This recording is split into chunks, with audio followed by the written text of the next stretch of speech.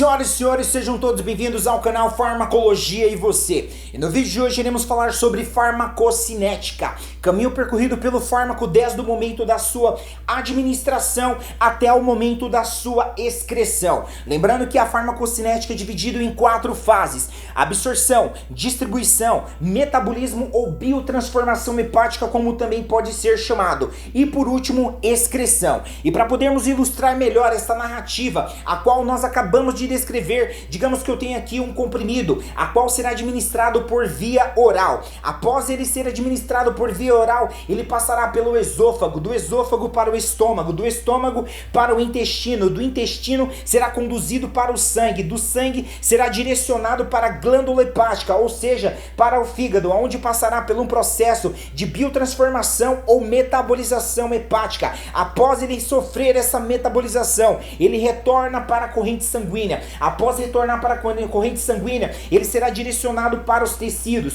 Dos tecidos ele será conduzido para os seus receptores, e ao reconhecer e se ligar aos seus receptores, ele irá ativar, irá desencadear o seu efeito farmacológico, efeito pela qual ele foi desenvolvido, é o efeito a qual é esperado, é desejado por aquele determinado medicamento. Após ele executar o seu efeito farmacológico, ele retorna para a corrente sanguínea. Da corrente sanguínea ele será direcionado para as vias excretoras, para que este mesmo possa ser excretado. Isto é farmacocinética, caminho percorrido pelo fármaco desde o momento da sua administração até o momento da sua excreção. Tendo em mente de maneira muito clara e elucidada o conceito sobre farmacocinética, então podemos dar um passo adiante e falarmos sobre processos de absorção. E para falarmos sobre processo de absorção, é inevitável termos que falar sobre solubilidade, propriedade física de uma determinada substância, a qual pode ser diluída ou não em um determinado líquido. E quando você fala sobre solubilidade, você está falando sobre lipossolúvel ou até mesmo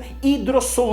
O hidrossolúvel, característica de uma substância a qual pode ser diluída em água, ou seja, quando a substância ela apresenta uma característica hidrossolúvel, isso significa que a sua melhor ou até mesmo a sua maior solubilidade será em água, e ele apresentará uma característica polar. Agora, quando você fala sobre lipossolúvel, característica de uma substância a qual pode ser diluída em óleo ou até mesmo em gordura, e ele apresentará uma característica apolar. Então, quando essa substância apresentar uma característica lipossolúvel, isso significa que a sua melhor ou até mesmo a sua maior solubilidade será em gordura ou em óleo, e apresentará a sua característica apolar. Tendo de maneira muito clara e também elucidada o conceito sobre solubilidade, podemos então dar mais um passo adiante e falarmos propriamente dito sobre processos de absorção, a absorção do fármaco. Bom,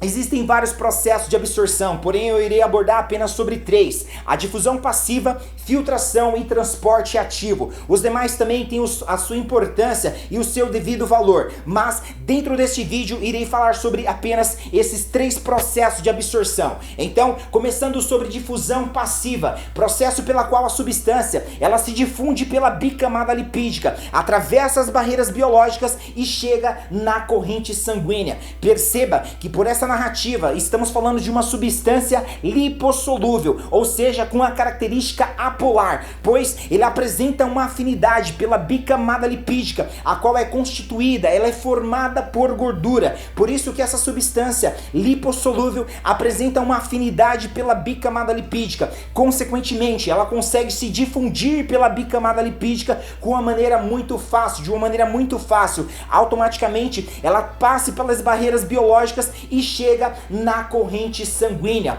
Agora, quando você fala sobre processo de filtração, dentro do processo de absorção do fármaco, ele é utilizado quando a substância ela for hidrossolúvel e apresentar um baixo peso molecular. O fato dessa substância ser hidrossolúvel significa que ela não tem afinidade pela bicamada lipídica. Consequentemente, ela não conseguirá se difundir por essa bicamada lipídica. Então, o fato de ela ter um baixo peso molecular faz com que ela se utilize dos poros e dos canais aquosos e juntamente com a água ela consiga atravessar as barreiras biológicas e chegar até a corrente sanguínea. Agora, quando você fala sobre transporte ativo, se trata de uma substância hidrossolúvel com grande peso molecular. Perceba o fato dessa substância ser hidrossolúvel, ou seja, ela não tem uma afinidade pela bicamada lipídica, consequentemente ela não conseguirá se difundir por essa bicamada lipídica e atravessar as barreiras biológicas. O fato também dessa substância apresentar um grande peso molecular, ela também não conseguirá se utilizar dos poros e dos canais aquosos e juntamente com a água atravessar as barreiras biológicas e chegar até a corrente sanguínea. Então, o fato de ser uma substância hidrossolúvel e com grande peso molecular, ele terá que utilizar o transporte ativo, a qual funciona com auxílio do sistema carreador enzimático proteico, com o gasto de ATP, ou seja, o gasto de energia. Em outras palavras, essa substância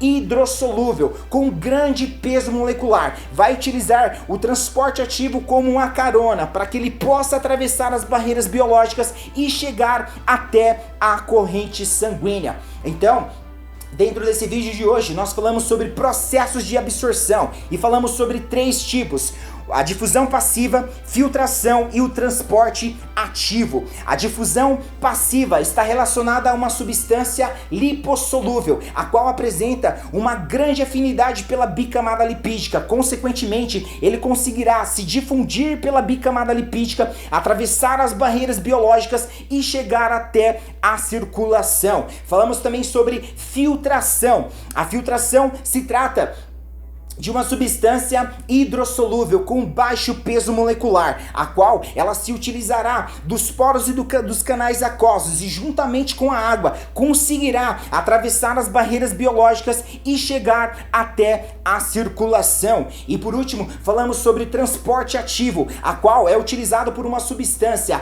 hidrossolúvel com grande peso molecular, a qual se utilizará do transporte ativo, que funciona com o auxílio do sistema carreador enzimático proteico com gasto de energia. Em outras palavras, ele vai utilizar pegar como se fosse uma carona, atravessar as barreiras biológicas e chegar até a circulação sanguínea. E esta foi a aula sobre processos de absorção dentro da farmacocinética. Para você que gostou desse vídeo, compartilha com o maior número de pessoas que você puder. Isso vai me ajudar e muito e fará também com que o próprio YouTube passe a recomendar esse vídeo para mais e mais pessoas. Um abraço a todos, te vejo na próxima aula. Fui!